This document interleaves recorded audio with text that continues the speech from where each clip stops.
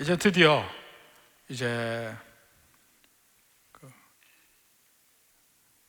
엘리사의 여러 기적들이 나옵니다. 지난번에는 수넴 여인에게 자식이 없던 집에 아들을 주고, 또 그 아들이 죽음에 이르렀을 때에 또 엘리사를 통해서 하나님이 살리시는 면에서 엘리야의 그 선지자적 권위도 인정함과 동시에 또 하나님의 역사하심을 기적 속에서 계속해서 보여주는 면이 있습니다.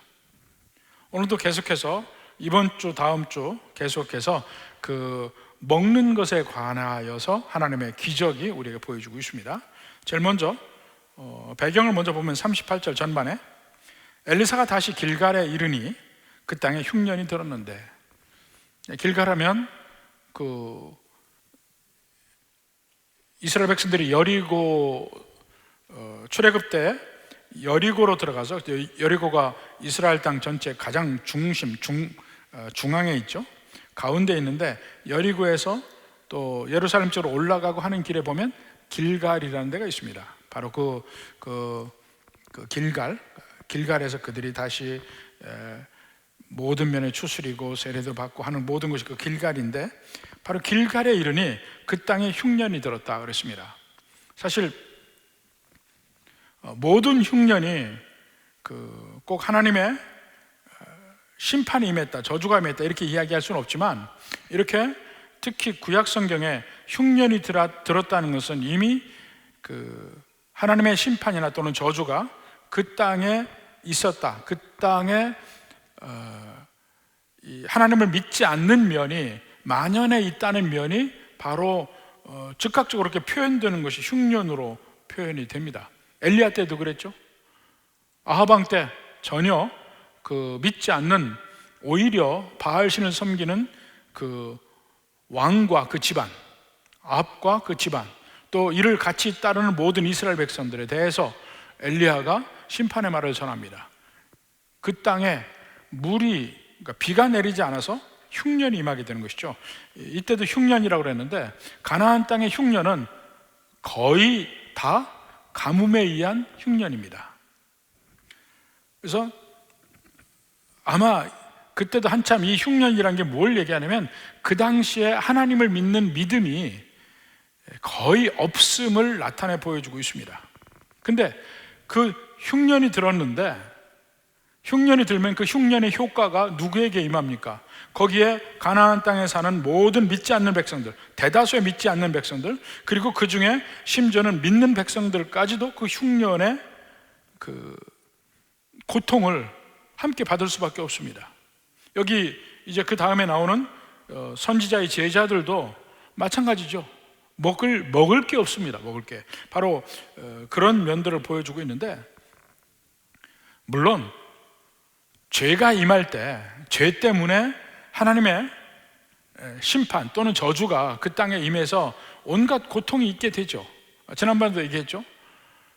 훨씬 더 우리보다 낙후된 지역이기 때문에 경제가 발달하지 않아서 이 자연 환경이 훨씬 좋을 거라고 생각했던 곳들이 가보면 훨씬 더 환경 파괴가 심했던 것을 발견을 했습니다.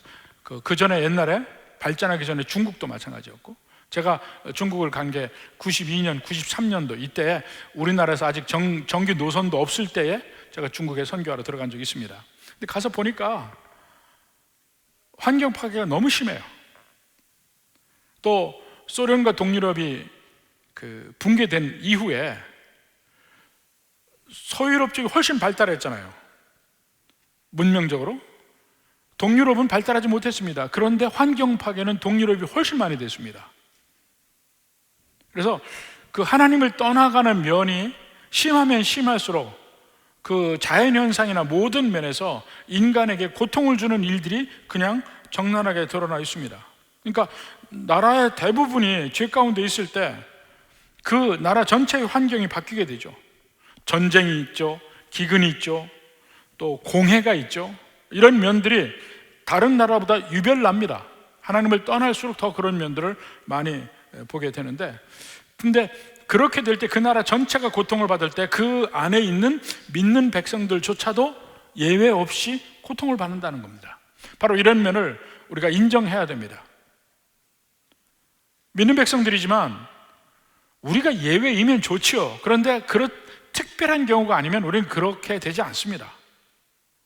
이 세상이 죄적인 세상일 때 그 결과, 죄의 결과로서 당하는 여러 가지 고통을 우리는 함께 공유할 수밖에 없습니다.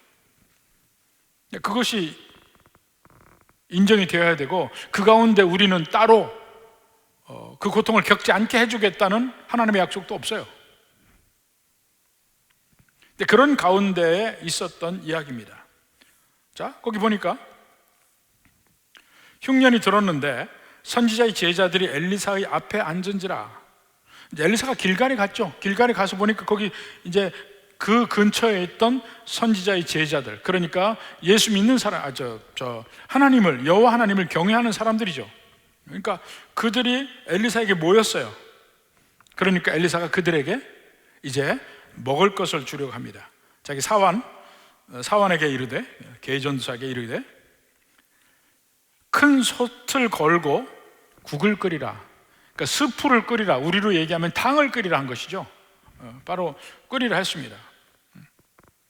그렇게 해서 이제 그들의 굶주림을 채워주는 일을 합니다. 엘리사 하면 영의 사람이잖아요. 하나님의 사자잖아요. 그러니까 주로 영적인 일을 주관하잖아요. 근데 그도 먹을 걸 줍니다. 그 뒤도 마찬가지고 먹을 걸 줘요. 근데 그가 한 개인 엘리사로서 먹을 걸 주는 게 아니고 하나님의 사자로서 그 하나님을 믿는 그들에게 먹을 것을 주는 겁니다. 그 뒤에도 이제 42절부터도 그 100명을 먹이는 장면이 나오지만, 먹을 것을 준다는 면에서 엘리사를 보는 게 아니고 엘리사에게 역사하시는 하나님을 봅니다. 하나님은 자기 백성들의 천국 가는 면도 관심을 깊이 가지지만 이 땅의 삶에서의 먹을 식량도 관심을 가지고 있다는 겁니다. 네? 이 땅에 사는 우리의 일상생활에서 이 땅에 우리 발을 딛고 사는 동안에 우리에게 필요한 것에 하나님이 관심을 가지고 있다는 겁니다. 우리 주기도문에서도 우리 주님이 가르쳐준 기도에도 그 말이 있잖아요. 우리에게 일용할 양식을 주시옵고, 옛날에는 전부 주옵시고라고 외웠어요. 근데 개역개정판으로 바뀌면서 주시옵고로 바뀌었습니다. 우리에게 일용할 양식을 주시옵고. 하나님은 우리가 이 땅에 살아가면서 필요한 먹을 것, 입을 것, 또 거처할 것, 의식주 전체에 관심이 있습니다. 그런 면을 보여주는데, 자, 그 땅이 흉년이라 할 때는 보통 흉년 때 어떤 일이 벌어집니까? 정말 뭐 하나라도 먹을 것은 귀한 겁니다. 흉년이면 정말 귀해요. 드디어 이제 엘리사가 그 선지자의 제자들에게 이제 스프를 끓여서, 탕을 끓여서 이제 먹을 걸 나눠 먹습니다. 아마 이때도 이 스프를 끓인 거는 먹을 것이 부족해서 스프를 끓이지 않을까 하는 생각도 해요. 왜냐하면 옛날 여기 연세가 좀 되신 분들은 옛날 생각해 보십시오. 먹을 것이 없을 때 어떻게 먹었나? 물을 많이 넣고 먹었습니다. 뭐든지. 그러니까 이때도 그런 게 아닌가 생각을 해요. 근데 나중에 40절에 보니까 이에 퍼다가 무리에게 주어 먹게 하였더니 무리가 국을 먹다가 이거 못 먹는 겁니다. 독이 있습니다. 정말 그 죽 한 그릇이라도, 우리말로 하면 죽 한 그릇이라도 귀한 때에 이 오래간만에 죽을 먹는데 그 죽이 먹을 수가 없게 됐어요. 이건 얼마나 큰일입니까? 여기 보면 실질적인 얘기를 합시다. 이들은 다 하나님 앞에 영적인 일을 하는 사람들이에요. 하나님의 말씀을 전하고 하나님의 말씀을 가르치고 사는 사람들인데, 그들도 또한 일용할 양식이 필요하고 먹을 게 필요하고 먹어야 됩니다. 우리도 정말 먹을 것이 없어서 어려운 때가 있었습니다. 옛날에 기억할 수 있는 때는 50년대, 60년대 정도까지 제 기억으로 보면 60년대 초까지 엄청나게 우리나라 힘들었어요. 근데 60년대 중반, 70년대 앞뒤에서부터 나라가 바뀌면서부터 70년대 비약적으로 바뀌고 80년대 엄청나게 많이 바뀌고 계속해서 바뀌어 왔는데, 그 어려운 때 교회에 옛날부터 성미제도라는 게 있습니다. 성미제도가 왜 생겼을 것 같아요? 잘못하면 없는 살림에 목회자들이 굶을까봐 밥은 먹어야 되겠다 그래서 쌀은 챙겨준 겁니다. 밥은 먹어야 된다. 그게 출발점이에요, 성미라는 게. 그러니까 이 선지자의 제자들도 밥은 먹어야 되잖아요. 근데 엘리사가 그들에게, 또 그 전에 엘리야도 마찬가지입니다. 이 사르밧 과부의 경우를 볼 때라도 그 먹는 문제를 해결하는 걸 볼 수 있잖아요.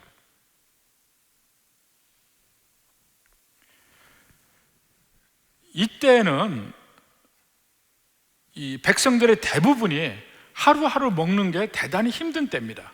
사실은 우리나라도 이 먹는 문제에서 벗어난 게 얼마 되지 않아요. 항상 먹는 문제가 됐습니다. 우리나라가 결정적으로 먹는 문제를 해결하게 된 때가 언제냐면 통일벼가 나온 때부터입니다. 통일벼, 그 전까지는 먹는 문제가 해결이 안 됐습니다. 저희 아버지가 그 옛날 얘기를 많이 하셨습니다. 라떼 옛날 얘기 많이 하셨는데, 많이 하신 중에 하나가 김인현 흉년이에요. 김인현 흉년. 그러니까 김인현 흉년, 그 외에도 흉년이 많은데 제일 흉년 때가 김인현 흉년. 그게 언제냐면 3.1운동 난 때입니다. 근데 김인현 흉년인데 제일 극심한 흉년, 그 이후에도 우리나라에 흉년이 많이 들었습니다. 왜냐하면 농작법도 발달하지 못하고 끊임없이 쌀이 부족했으니까. 그래서 또 일제강점기에는 다 수탈해 가니까 먹을 게 없고, 또 전쟁이 나고, 전쟁 이후에 계속해서 힘든 때, 그때 제일 힘든 때가 이 춘궁기였어요. 춘궁기 기억하세요? 그러니까 이 가을의 쌀은 거의 이미 대개 소작이었으니까 가을에 쌀이 50가마가 나오면 그 중에 절반은 지주에게 가고 절반 가지고 먹고 사는데, 이거는 가을까지 기필코 못 가요. 봄이 되면 떨어져요. 언제까지 이 식량이 없냐면 보리가 날 때까지 식량이 없어요. 이게 춘궁기예요. 이때 먹고 사는 일이 굉장히 힘들었습니다. 그래서 이때 많은 사람들이 그 소나무 껍질을 갖다가 먹었어요. 소나무 껍질. 소나무 겉껍질이 아니고 속껍질이 있어요. 겉을 떼고 나면 속에 그 얇은 껍질이 나오는데, 그거를 갖다 말려서 빻아서 죽에 넣어 먹고, 보통 죽을 해서 먹었으니까. 왜냐하면 이 식량이 적으니까 물을 많이 해서 물배 채우게. 근데 그거 먹으면 꼭 문제가 생깁니다. 화장실에 가서 문제가 생겨요. 안 나와요. 너무너무 힘들어요. 그게 소나무 껍데기가 그게 나오기가 너무너무 힘들어서 거기가 찢어지고 막 이러는. 그러니까 그게 그게 찢어지게 가난하다는 얘기가 바로 그건가 봐. 아마 소나무 껍질 그걸 먹으면 꼭 나중에 문제가 생긴다니까요. 나만 아는 문제인지 여러분도 아는지 난 모르겠습니다만, 그렇게 해서 죽을 써먹을 때가 있어요. 그게 얼마 안 됐다니까요. 그리고 그 전에는요, 전 세계적으로 먹는 거가 풍족한 곳이 거의 없었습니다. 항상 세 끼를 먹는데 아등바등 먹었어요. 소수의 지주들 빼놓고는. 이 유럽에서도 지금은 제일 잘 사는 나라 중에 하나가 아일랜드인데, 아일랜드에 대기근이 몇 번 들었습니다.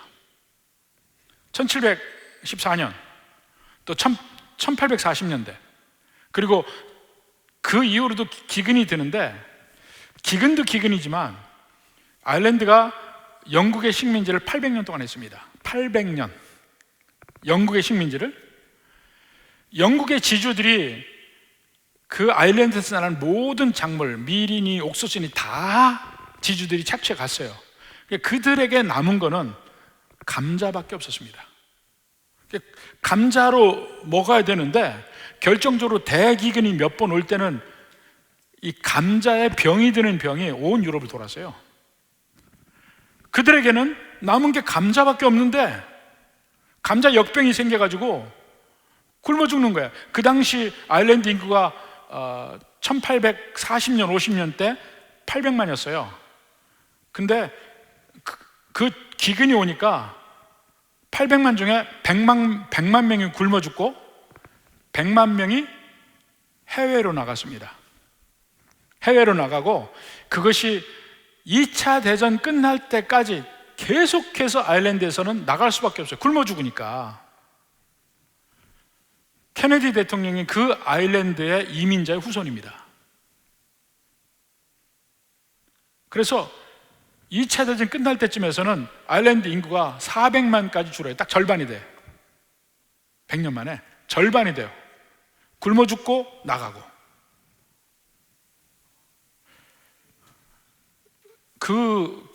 정말 처절한데,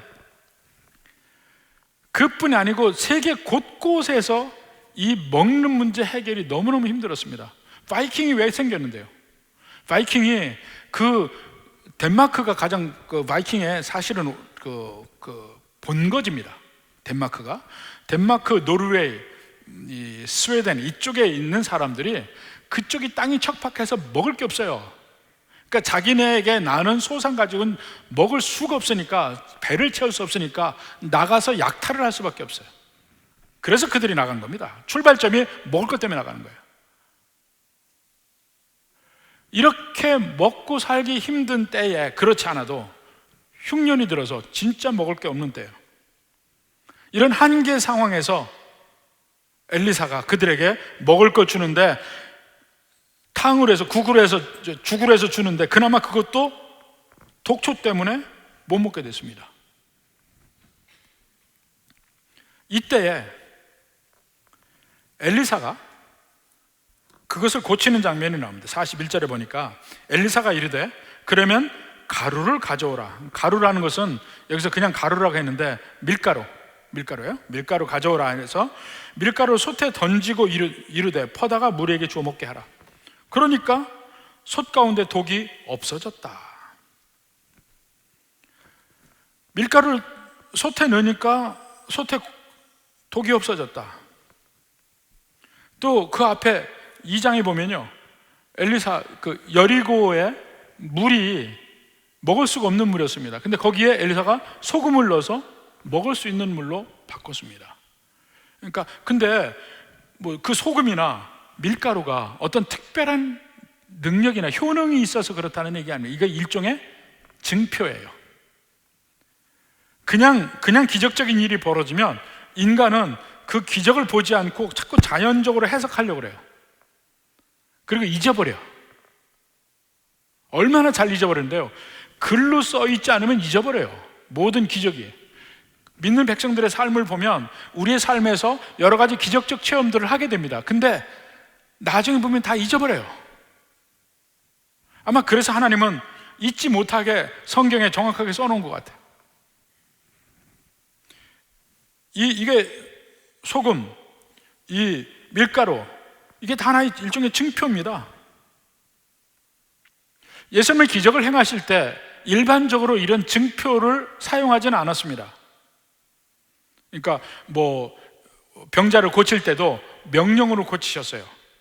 이 눈이 먼 사람이나 귀가 안 들리는 사람이나 이런 사람들도 다 뭐 손으로 해서 어떻게 하긴 했지만 대부분 명령으로 고치셨습니다. 근데 그렇더라도 예수님 때에도 여러 가지 증표를 사용하게 했어요. 대표적인 면이 세례를 통해서, 물이라는 매개체를 통해서 그 죄의 씻음을 받고 하나님의 사람, 그러니까 그리스도의 피로 뿌림을 당한, 정결케 되는 그런 면을 상징하는 거, 물. 또 성찬에서 그 빵과 포도주가 예수님의 몸과 피를 상징하는 면, 이것이 하나의 매개체예요. 그게 없어도 예수님 믿을 때 나와 예수님은 하나가 됩니다. 근데 성찬을 통해서 나와 예수님이 하나 되는 면을 실제로 인간이 자기의 감각적으로 경험하게 만드는 거예요. 그게 이 증표의 역할입니다. 그러니까 이렇게 증표를 사용하는 것은 우리로 하여금 더 감각적으로 기억하게 하고 현장성 있게 기억하게 할 수 있도록 하는 것입니다. 또 다른 면은 특히 구약의 기적 자체가 하나의 증표가 됩니다. 증표가 된다는 얘기 뭐냐면 앞으로 있을 일에 대해서 미리 조금 맛보여 주는 거, 이런 증표 역할을 합니다. 오늘 본문도 마찬가지예요. 오늘 본문도 앞으로 있게 될 하나님의 궁극적인 힐링, 궁극적인 치료, 그 궁극적인 그 에덴 동산의 회복, 이것을 미리 보여주는 거예요. 여기 지금 독이 있어서 못 먹잖아요. 근데 앞으로 하나님께서 우리에게 주시는 세상은 독이 없는 세상, 살육이 없는 세상, 걱정이 없는 세상, 이 세상을 우리에게 주신다고요. 그럼 독이 없는 세상은 뭐냐는 거예요. 사실은 여기 식물에서 독이 있잖아요. 식물의 독 때문에 식물을 먹지 못한다, 이것은 죄적인 세상에 이르지 에덴 동산은 그렇지 않았고 천국에도 그렇지 않을 거예요. 천국에도 식물이 있을 겁니다. 그런데 독초는 없어요. 독초가 있더라도 이 독이 없어요. 이 세상에서는 동물들이 으르렁거립니다. 그러나 천국에서는 우리와 동물은 화합해서 평화롭게 살게 됩니다. 그런 모든 것의 예표가 이렇단 말이에요. 마지막 그 천국의 한 장면을 이사야서에서 우리에게 보여주는 면이 있습니다. 이사야서 11장 6절부터 봅시다. 그때 늑대죠. 늑대 이리 어린 양과 함께 살며, 무슨 얘기입니까? 늑대가 어린 양을 안 잡아먹는다는 거죠. 예? 안 잡아먹고 어린 양도 늑대를 무서워하지 않아요. 같이 살아. 표범이 어린 염소와 함께 누우며 꼭 좋아하는 먹이를 그 앞에 갖다 놨죠. 지금 세상에서는 어린 염소, 어리면 더 맛있는가 봅니다. 어린 염소와 함께 누우며, 또 송아지와 어린 사자와 살찐 짐승이 전부 먹을 것만 갖다 놨네요. 함께 있어 어린 아이에게 끌리며. 사실은 이 우리의 세상에서는 사자가, 표범이 아이가 끌고 다닐 수 있습니까? 겁나서 못하죠. 서로 적대 관계가 있지 않습니까? 근데 천국에서는 그러한 적대 관계가 없어진다는 얘기입니다. 또 7절에 암소와 곰이 함께 먹으며, 곰이 암소를 잡아먹죠. 그것들의 새끼가 함께 엎드리며 사자가 소처럼 풀을 먹을 것이며. 사자가 소처럼 풀을 먹으니까 사자가 다른 짐승을 먹을 일이 없죠. 잡을 일이 없지. 그러니까 평화로운 거예요. 젖 먹는 아이가 독사의 구멍에서 장난하며. 독사의 독이 없는 거예요. 독이 없어, 독이. 이걸 거꾸로 오늘 본문에 보면 그 독초의 독이 없어지는 겁니다. 나중에 천국에서는 아무 풀이나 갖다 해서 먹어도 아무도 못 먹는 죽이 안 생겨요. 먹을 거 좋아하는 사람 얼마나 좋겠습니까? 그러니까 젖된 어린아이가 독사의 굴에 손을 넣는다. 독이 없다는 얘기입니다. 내 거룩한 산 모든 곳에서 해됨도 없고 상함도 없을 것이다. 마지막 날 우리가 사는 천국의 한 그림이에요. 근데 그것이 예표적으로 선지자를 통해서 하나님이 그러한 일을 이룰 수 있다는 면을 작은 그림으로 보여주는 것을 증표로 합니다. 기적의 증표예요. 완전한 회복이 있는 마지막 날을 미리 조금 보여주는 것. 그날이 오기 전까지는 독도 많고 갈등도 있고 태풍도 있고 인간의 모든 괴로움이 우리와 공존하는 겁니다. 여기 국에서 독이 없어지는 기적, 마지막 날에 하나님께서 모든 독이 없는 세상을 이룰 거라는 것을 보여줍니다.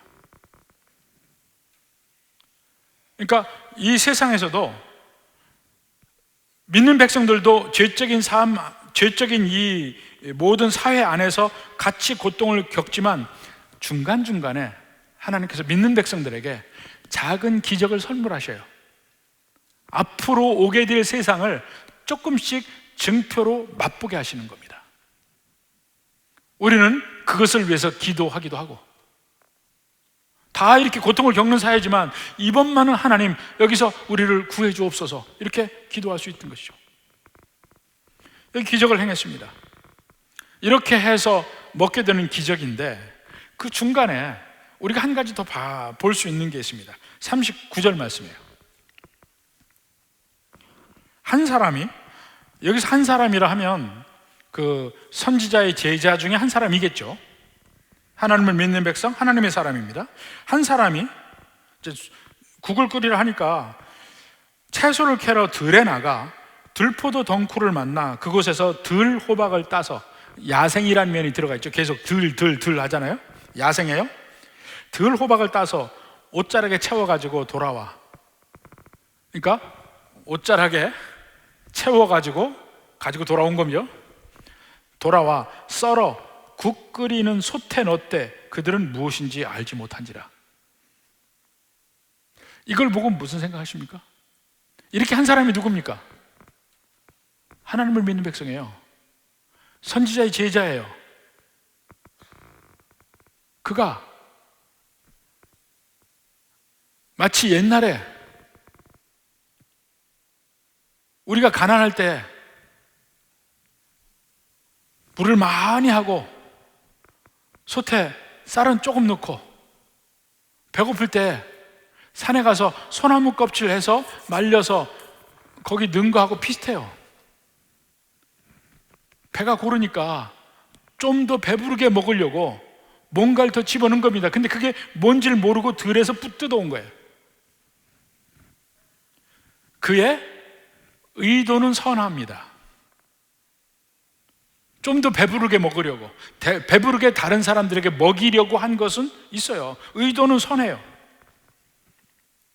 그래서 들 호박이라고 그랬는데, 호박보다는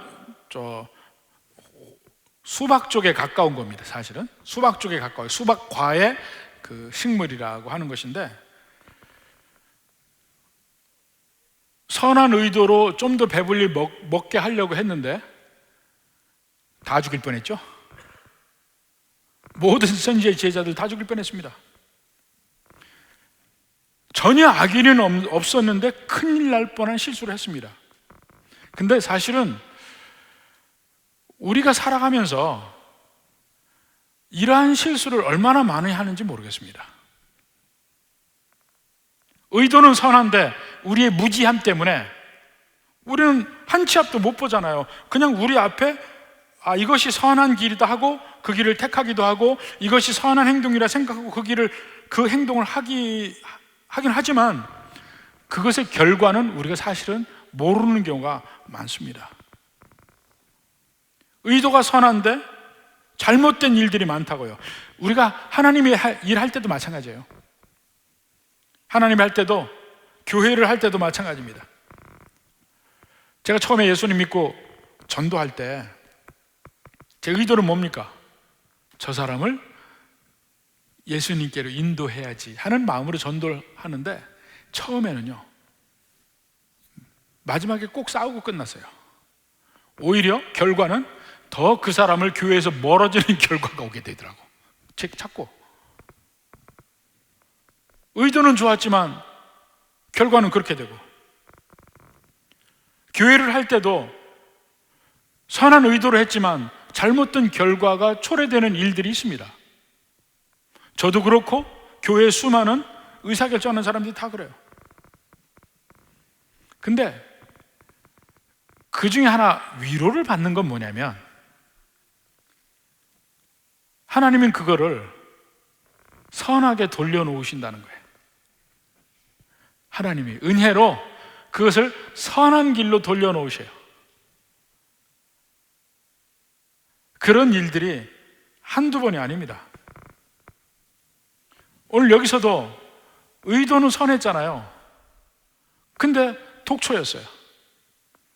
근데 오히려 밀가루를 뿌리고 독이 빠지고 그들이 먹고, 이렇게 선하게 바꾼 것은 하나님의 역사하심이잖아요.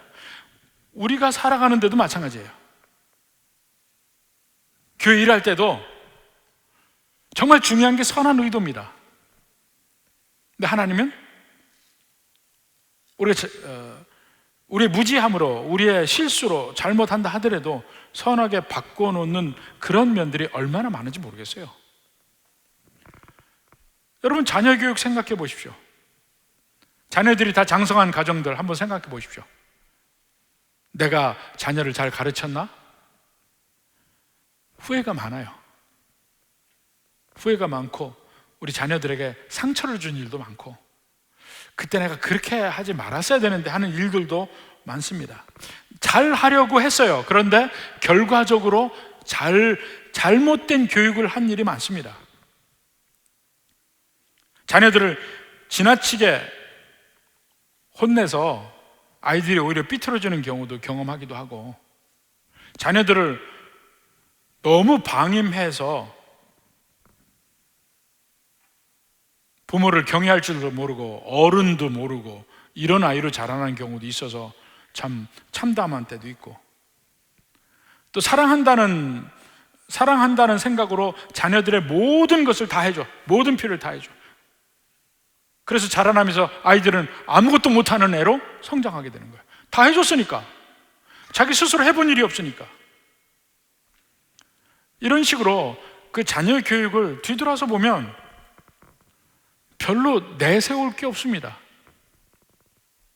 그런데도 나중에 보면 대부분이 그래도 잘 자랐어요. 그것을 우리가 뭐라고 그래요? 하나님의 은혜라고 그런다고요. 그걸 하나님의 은혜라고 그래요. 내가 잘 키워서 이렇다? 아이고, 그런 말씀 하십시오. 그건 자식한테 물어봐야 돼. 그건 자식한테 물어봐야 돼. 아이들이 그래도 그 가운데 이 부족한 부모 밑에서 그래도 저렇게 커준 게 너무 감사할 따름이야. 예수님을 부르는 칭호가 여러 가지가 있습니다. 근데 그 중에 하나, 멋진 칭호가 하나 있습니다. 그게 뭐냐면 알파와 오메가 되신 분. 알파와 오메가. 알파 오메가가 뭡니까? 알파, 이 헬라어의 첫 글자가 A가 알파예요. 헬라어의 마지막 자가 오메가입니다. 오메가. 뭐 영어로 말하면 A와 Z 대신 예수님이죠. 왜 알파 오메가겠어요? 시작하신 분 알파인 예수님, 오메가 마지막 마무리하시는 분 예수님이에요. 그게 알파 오메가예요. 그 중간에 우리가 일을 한다고 하는데 대부분 엉망으로 일하고 잘못하고 개판치고 하는데 마지막 마무리는 하나님이 하셔요. 이 어린이집이나 유치원이나 이런 데 보면 그렇대요. 그림 그리라고 그래. 그리고 밑그림을 그려줘요. 그럼 밑그림을 애들 그려요. 엉망으로. 그럼 마지막에 선생님이 한번 타치를 몇 군데 해주더라고요. 나 그거 몰랐어요, 처음에는. 너무 잘 그려온 거야, 애들이. 그래서 너 천재 났다, 천재. 그래서 그랬더니 보니까 시작을 선생님이 해주고 마지막 마무리를 선생님이 해줬더라고. 그 알파와 오메가인 예수님, 거기에 우리의 소망이 있는 겁니다. 우리는 하나님의 백성으로 살아가고 싶어요. 근데 우리의 무지함으로, 우리의 죄적인 면 때문에 우리 삶이 살아가면서 엉망이 됩니다. 근데 그 와중에 우리 한 가지 소망은 뭡니까? 마무리는 주님이 하시리라. 오메가 되신 예수. 그래서 우리의 서투른 거, 우리의 무지한 거, 우리의 실수, 우리의 잘못 다 은혜로 바꿔주셔요. 바로 그러한 면이 보입니다. 빌립보서 1장 6절 한번 볼까요? 너희 안에서 착한 일을 시작하신 이가 알파 되신 예수님, 그리스도 예수의 날까지 이루실 줄을, 오메가, 이루실 줄을. 우리 안에 착한 일을 시작하셨어요. 근데 우리가 그 하나님의 능력으로 착한 일 할 수도 있고 또 넘어지고 해요. 그렇지만 마지막에 이루실 줄을 우리가 아노라. 바로 이 소망으로 삽니다. 오늘 읽은 소태 국에 독이 들어갔었는데, 잘못해서 독을 넣었었는데 그것도 치료하시고 그들에게 배불리 먹게 하시는 저희 하나님이 바로 그런 하나님이에요. 여러분은 오늘도 어떤 하나님과 동행하십니까? 우리와 함께 하시는 하나님은 알파와 오메가이신 하나님, 우리를 선한 길로 이끄시는 하나님, 심지어는 우리의 잘못에도 불구하고 그것을 선하게 돌리시는 하나님이 우리와 함께 하십니다. 바로 이러한 은혜 가운데 평안하게 주님 앞에 그 길을 갈 수 있기를 주님의 이름으로 축원합니다.